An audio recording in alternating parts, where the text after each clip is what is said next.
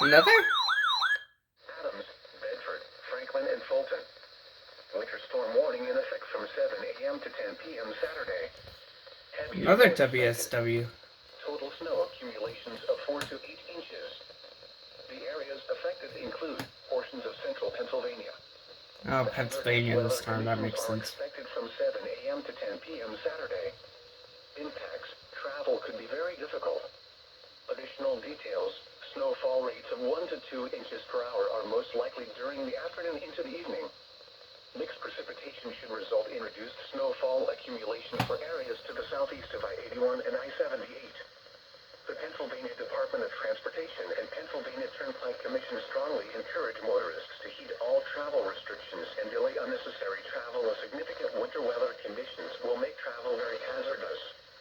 Call 511 or visit www.511pa.com for the latest travel, roadway, and traffic conditions.